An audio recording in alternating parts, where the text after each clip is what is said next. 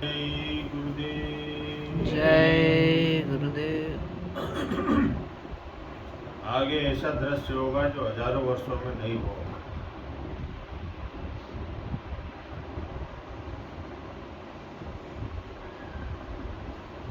आप जिस जगह पर रह रहे हो ये आपका देश नहीं,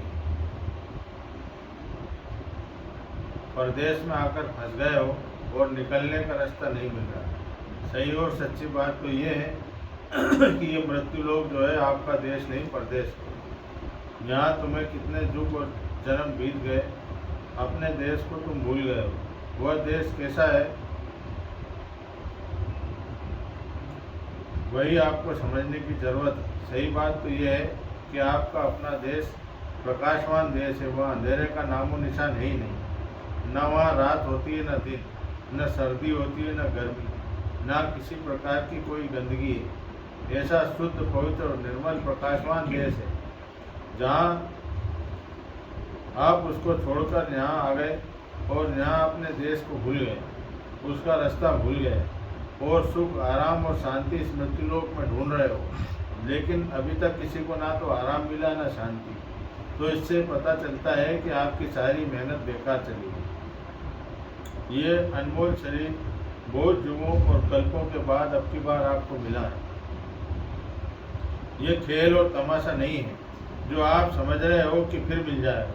ये अनमोल मनुष्य शरीर आपको इसलिए दिया गया है ताकि आप अपने जीवात्मा को जगा लो और उनसे जो आपको कर्म करने का अधिकार और आज़ादी दी गई है, आप उससे काम ले लो। अब काम, क्रोध, लोभ, मोह इनमें आप पड़े हुए हो और इसी में अपना पूरा समय कर रहे हो। और इसी तरह तुम्हारा अगर समय बीत जाएगा तो आखिरी समय आ जाएगा। देखो, आप घर घर में रोज़ देखो कि पूंजी किराए के मकान की ख़त्म हो गई और शरीर ये पड़ा है। हिंदू ले जाकर लकड़ियों पर रखकर जला देंगे, मुसलमान गाड़ देंगे, सब कुछ मसाला यहीं पर रह जाएगा।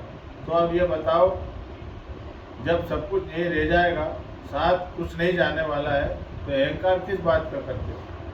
किस काम के लिए आपको मनुष्य शरीर दिया गया था?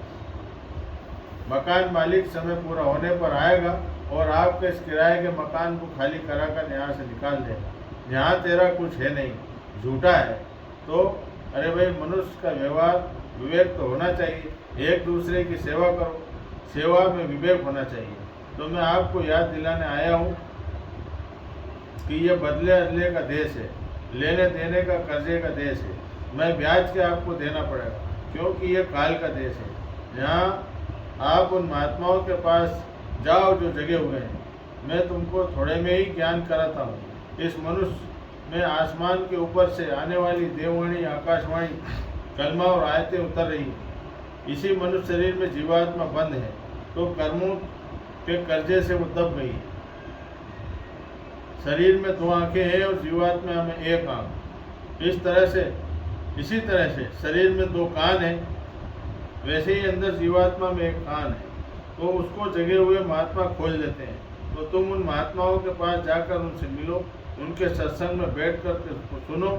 इस संसार में क्या है, सुबह से शाम तक कूड़े कचरे को जमा करते रहते हो, अंत में उसको यहीं छोड़कर चले जाते हो। अभी तो तुमने कभी किसी से पूछा कि मैं कौन हूँ और कहाँ से आया हूँ? अगर पूछते तो कोई बताने वाला मिल जाता। अब तुमको यहाँ चैन है नहीं।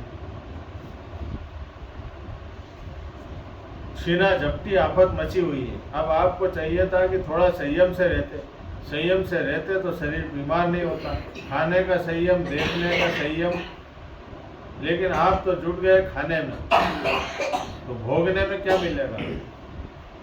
तो भोग तो खुजली के समान है। जितना लोग भोग देते हैं उतनी ही भूख बढ़ती जाती है।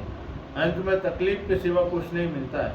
जैसे कोई कुत्ता सूखी हड्डी को चबाता है, उसमें कोई रस नहीं होता, लेकिन देर तक चबाते रहने के कारण उसके खुद के जबड़े से खून बहने लगता है। तो वो समझता है कि इसमें स्वाद आ रहा है। लेकिन इसी तरह से आप यहाँ फंसे हुए हो।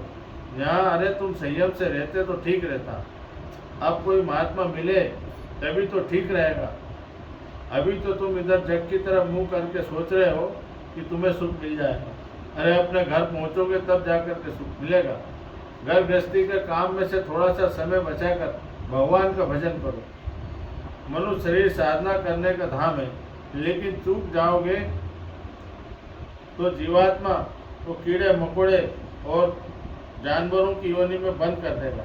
बड़ी बात साफ साफ आपको कहता हूँ, अभी तक आपने भगवान से मिलने की बात भी अगर सोची होती तो कोई ना कोई मिल जाता, वरना मनुष्य शरीर आपका खाली और बेकार चला जाएगा। संसार का तरीका है दिखाने का, रो लिया पीट लिया और जलाकर आपको खाक कर दिया जाएगा। उधर कर्मों का हिसाब किताब तत्काल होगा और 4 खाने 84 लाख योनियों में भेज दिया जाओगे। ज़्यादा अपराध करोगे तो नरकों में पहुंचा देगा और बड़ी भारी सजा आपको देगा। महात्मा इसको देखते हैं तभी तो बताते हैं कि ये मनुष्य शरीर थोड़े दिन को मिला है, इसमें बैठकर अपनी जीवात्मा को जगा लो और मरने से पहले परमात्मा के पास पहुंच जाओ, वरना मौत के वक्त बुद्धि का ज्ञान खत्म हो जाता। जय गुरुदेव। जय गुरुदेव। आज के सत्संग में परम पूज्य स्वामी जी महाराज ने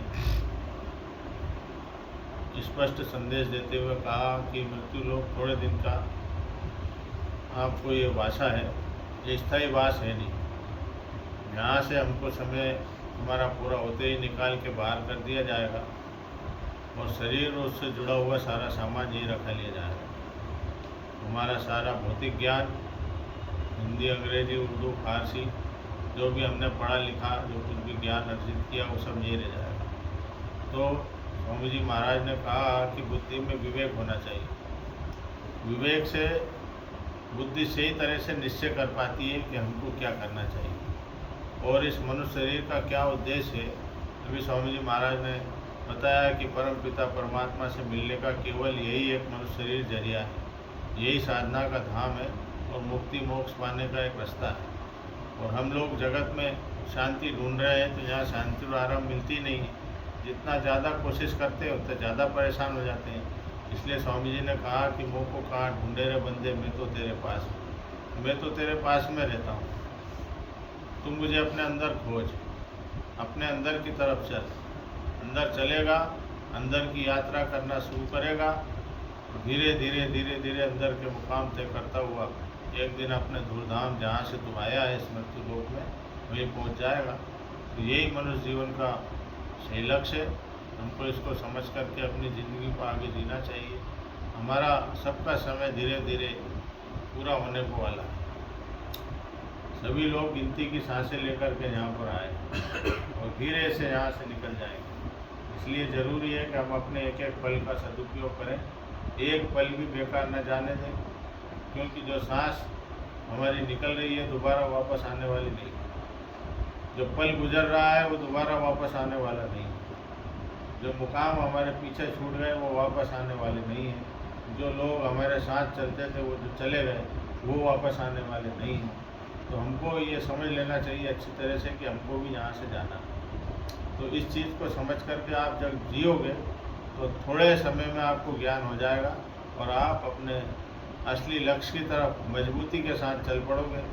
संसार को जिसने भी लक्ष्य बनाया, अभी स्वामी जी ने कहा कि वो रो रहा है, करोड़पति अरबपति रो रहे हैं, बड़े बड़े मंत्री मिनिस्टर रो रहे हैं, सबको डर लगा हुआ है। काय का डर? क्योंकि ये भय का देश है, डर का देश है। 24 घंटे यहाँ डर लगा रहता है। राजा को इस बात का डर रहता है कि ऐसा नहीं हो मेरी कुर्सी चली जाए, मेरी राजगद्दी चली जाए। मंत्री मिनिस्टर भी घबराते हैं, ऐसा नहीं हो अगले चुनाव में मार जाए। इसी प्रकार बड़े बड़े सेठ और साहूकारों को डर लगा रहता है कि ऐसा नहीं हो हमारा धन कोई उठा ले जाए, कोई हमको जो है मार दे, हमारा धन छीन ले। तो इस प्रकार इस भय के देश में हम रह रहे हैं। और जो लोग सद्गुरु के सहारे रहते हैं वो निर्भय रहते हैं। उनको ये रहता है कि हर हाल में गुरु हमारे साथ है, हमारी रक्षा करें, हर पल हमारे साथ है। उन्होंने नामदान दे करके हमारी जिम्मेदारी को लिया है, लेकिन उन्होंने ये भी कहा कि मैं तुम्हारी जिम्मेदारी तब तक ही लूँगा जब तक तुम मेरा काम करोगे और मैंने जो आदेश दिया, जो हुक्म दिया उसका पालन करोगे, तभी स्वामी जी आपकी और हमारी जिम्मेदारी लेंगे। वरना उस चीज़ का मतलब ही क्या निकला? जो उन्होंने बोला हमने उस आदेश का पालन नहीं किया तो फिर हमारा नामदान लेने का मतलब क्या हुआ?